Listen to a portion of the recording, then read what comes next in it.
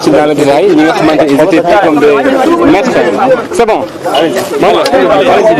Maître El Hadji Diouf yaa ngi woon ci biir salle d'audience bi jot nañ première partie bi nga xamante ne moom audience bi mu jàll ak témoins yi tey jii ban jàngat lañ mën a am ci procès bi. da ngeen ko déggee ak ni ngeen ko fekkee Olof Njaay nee na lu ne fàng kenn du ko jeex. ñi yor ñaari micro mën nañu ko joxe. tey ñi seetaan procès bi yëpp dañoo jommi dañoo ree dañoo xaqtaay bu ñu commencé par outrage ñoom ñi ñëw ñëpp ku ñëw ni vraiment Bougane yëkkatul benn kaddu bu tegginiwul saagawul xastewul deful dara lu niroog tooñ amul kenn ku mu tooñ tamit du capitaine du adjudant du éméder chef du agent kon boobu daanu na tribunal ci boppam constaté na ni dañoo sosal Bougane pour gën koo téye prison loolu procureur moo ko ci yokk sax ndax bi ñu demee ci gendarmerie yi Bakel maa fa nekkoon ak maître Ba affaire outrage kenn tudd ko fa ba jour bi mu ñëwee fii Bougane procureur yokk ko ci outrage pour gën koo dugal waaye tey defe naa ne tey moom dëgg feeñ na ni outrage amul bi ci topp mooy rébellion kenn ci ñoom neewul Bougane dafa jéem a xeex wala rayante dañ koy jàpp rébellion daanu na ndax moom moo yëkkati ay loxoom ne leen comme convoi bi moo leen déranger pour mu dem Bakel ndax da ngeen président mu ngi Bakel kon dañuy bàyyi convoi bi fii ci tali bi ci mbedd mi man ak Anta Babacar Ngom ak Thierno Bocoum ñun 3 leaders yi sàmm sa kaddu ak sunu garde corps dinañ dox kon dem Bakel ñu leen dox déedéet du ngeen Bakel ngeen dul dem ñu leen non mais ak tànk ko bàyyi ngay convoi bi dem convoi bi dafay toog ñun ñu dox dem Bakel ñu leen du ngeen dem Bakel mais Bougane ne leen ñoom jëpp wax nañ ko de xalaat kon da ngeen may jàpp vous m'arrêtez je marche ou vous m'arrêtez parce que ñu ne ko jàpp comme yaa di nañ la jàpp nañ la sama sol am yaa di nañ la jàpp nañ la ci lan ci dégg da ngay dox dem Bakel comme convoi bi déranger nit ñi da ngay dox ñu ne non léegi jàpp nañ ne prison nga jëm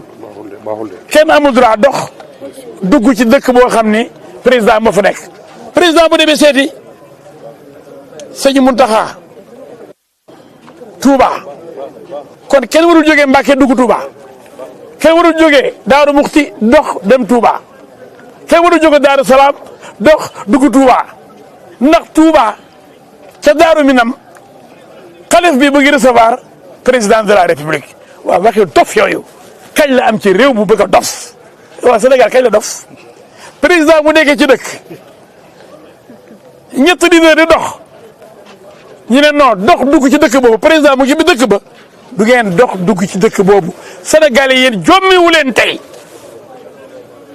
question yi bu ñuy posé gars yi dañoo rus ñoom ñu doon posé question yi soi-disant ay gendarme capitaine bi ak capitaine ordre la jot ngir mu arrêté. mu arrêté Bougane convoi bi. mu arrêté convoi bi waaw mais convoi bi la war a arrêté mais pas dox ñu convoi bi moom arrêté nañ ko amul refus d'obtempérer arrêté nañ mooy troisième infraction bi convoi bi forcé wul baare ay barrage dafa droité ñu leen comme sunu convoi bii jekk ba dee war a dem dimbale ji néew doole yi ñi ñàkk lépp ñu ndox bi dugg seen kër ba nangu seen kër yi comme ay ngeen ñu convoi bi dem te ne convoi bi ni mu jekkee oto yi ni ñu rafetee ni ñu àndee jaagar yi ci dëkk bi xëy na fekk fay oto yu ànd ak président Maguette Koubidas xëy na loolu moo leen metti ñu ne non su ko ñoom indiwuñ benn ndimbal fa ñuy jëm ñu ne déedéet du ngeen dugg ñu ne waa kon convoi bi na toog ñun ñu dox ci dox boobu nag ñu ne leen amu leen droit dox loolu infraction la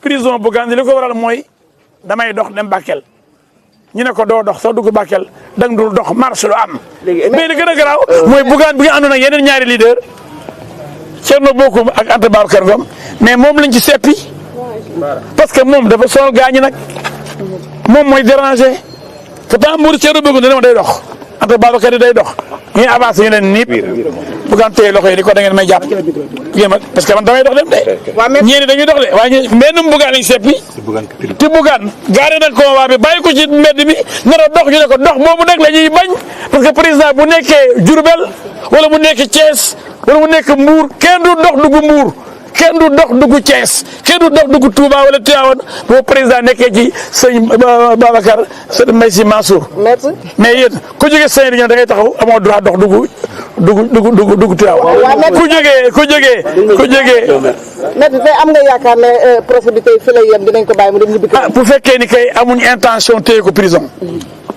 ndax li fi nekk nii de wala ne Bougane du bandi jaayul drogue rayul nit mbëkkul benn gendarme saagawul benn gendarme bañ ne ko toogal dafa oto yi wàcc ba wàcc liñ ko téye daal mooy damay dox dem Bakel ku la wax leneen day wax lu ko neex damay dox bu ngeen ma arrêté ma bàyyi fi convoi bi dox ñu ne ko doo dox kon yaa ngi prison loolu nag tey buñ ko bàyyiwul nga xam ne am na leneen lu ci làqu buñ bàyyiwul tey Bougane Sénégal yëpp maa ngi leen xam leen di kon dafa am lu ci làqu xëy na li ko tere def campagne ba léegi li tax ñu téye ko def teguñu ko fenn kon mooy continuer kon xanaa loolu rus nañ ko def tribunal bi ma gis ñi ñu déglu gëwuma ni dina def ëllëg lu ñu di xeebee.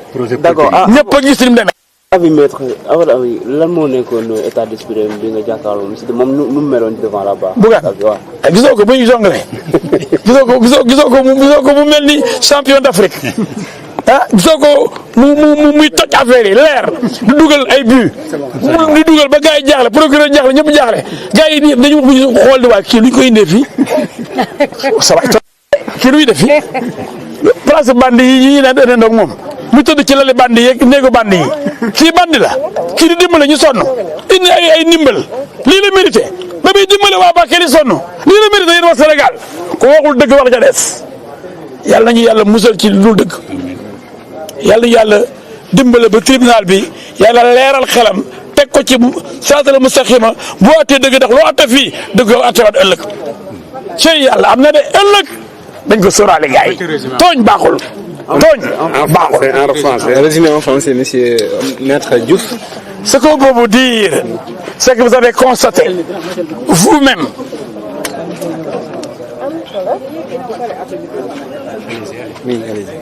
que le dossier est vide. Vous avez suivi les déclarations des témoins, des gendarmes eux-mêmes. Ils ont montré qu'il n'y ait pas d'outrage. Ils l'ont même mentionné dans leur déposition. Pourquoi, monsieur le procureur, a-t-il retenu le délit d'outrage qui n'existe pas? C'était ridicule, c'était un dessein, un besoin, une intention de charger le dossier. Mais aujourd'hui, c'était ridicule. Pour la deuxième infraction, la rébellion, tout le monde a montré, y compris les gendarmes témoins, que Bougane n'a fait aucune résistance et qu'il s'est même rendu en disant clairement aux gendarmes que si je ne marche pas vers Bakel, arrêtez-moi. Et le capitaine de lui dire, comme vous voulez que je vous arrête, monsieur Gueye.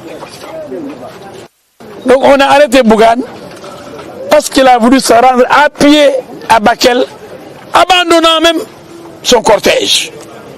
Mais malgré tout, on l'a arrêté. Pourtant, il était en compagnie d'Anta Babacar Ngom et de Thierno Bokoum. Mais qui n'ont pas été arrêtés. Donc c'est Bougane qui les intéressait. Parce que Bougane dérange. Vous tous, vous le savez. Bougane dérange. Bougane dérange. Bougane dérange. Il fallait l'arrêter et l'empêcher de battre la campagne, de participer à la campagne électorale qui a déjà démarré. C'est injuste. Vous avez Pour la troisième infraction, la contravention, de refus d'obtempérer. Mais non, on a montré aujourd'hui que Bougane, chaque fois qu'on lui a demandé de s'arrêter, il s'est arrêté. Il s'est exécuté. Il a obéi aux ordres des gendarmes. C'est pourquoi même il avait décidé de marcher en abandonnant son cortège. Donc en disant qu'il y a refus d'obtempérer, on raconte des histoires. Donc aucune infraction n'est constituée dans ce dossier. Il y a un souci manifeste de faire mal, de l'envoyer en prison. Et qu'est-ce qu'il a fait? Aider des populations. Vouloir aider des populations sinistrées. des populations chassées de leur maison par les eaux, des populations qui sont dans la misère. Et il a l'habitude d'aider les populations en difficulté, aussi bien celles de Kerbassar, les populations de Kerbassar, celles de Touba et ailleurs, et même aujourd'hui, les populations de Bakel. Et ça dérange. Quand les autres ne font rien, et ayant tous les moyens, ayant le pouvoir, ne font rien, lui, il fait. Mais ça frappe la conscience de ceux-là qui n'ont rien fait, et qui doivent faire, et qui peuvent faire. Mais lui, il fait. C'est ça, Bougane. Mais vous savez, vous êtes sûr qu'aujourd'hui, le procès va s'arrêter là et que Bougane sera libéré? Je l'espère parce que face à un dossier vide, confirmé par les témoins et les témoignages, rien ne charge, absolument rien ne charge M. Bougane Gueye Dany. Tout est pour sa relaxe pure et simple.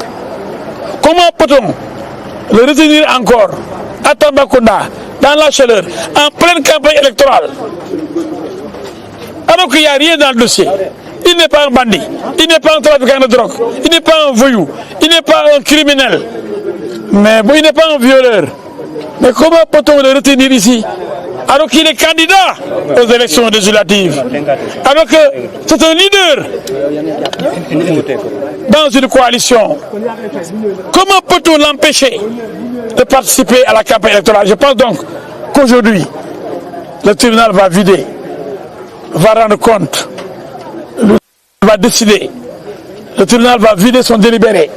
Le tribunal, je le pense, le tribunal est composé d'hommes intelligents et certainement humains et sérieux et juste, parce que ce serait injuste de retenir davantage Bougane Gueye Dany, qui doit être relaxé aujourd'hui pour le plus grand bien de la démocratie sénégalaise et pour la victoire du peuple sénégalais. Je pense qu'il sera relaxé. Tous les avocats sont optimistes, le public est optimiste, le tribunal lui-même sait qu'on a chargé Bougane outrage, rébellion, refus d'obtempérer, un communiqué mensonger de la gendarmerie qui dit qu'on a demandé à Bougane de laisser passer le cortège du président alors que ce n'est même pas la même route. Ce qui est faux. Le président devait venir par les airs et ceux qui devaient l'accueillir devaient venir de Tambacounda vers Kidira. Et Bougane est parti de Ourossogui vers Bakel. C'est deux routes distinctes. Vraiment, c'est ridicule de retenir Bougane, de l'arrêter et plus grave encore, de l'emprisonner. C'est vraiment injuste. Ah oui, Bougane est en forme. Il ne mange pas depuis plusieurs jours, mais il me dit je bois, je dis Bougane tu vas mourir. Il me dit non, vous m'avez vu en grande forme parce que j'ai la foi dans la dignité et je veux me tester moi-même pour savoir jusqu'où va ma résistance et ma résilience. Cet homme est un modèle de courage, de dignité, de persévérance dans l'effort, d'abnégation, de résilience.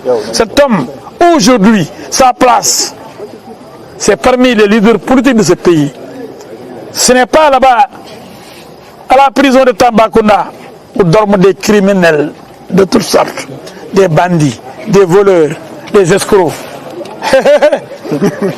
Nous sommes optimistes parce que la victoire est au bout de l'effort aujourd'hui et nous allons gagner, Inch'Allah. Et je le pense sincèrement. Voilà, donc c'était Maître El Hadji Diouf que vous venez d'entendre après donc ces déclarations donc à la suite de la pause. Je rappelle que procès bi ba tey jii nii jeexagul dañoo nekk ci pause seulement pause bi nag 16h lay jeex jot ngeen dégg kàddu yi nga xamante ni ki nga xamante ni moom moo di Bougane Gueye Dany jot na kaa yëkkati jëme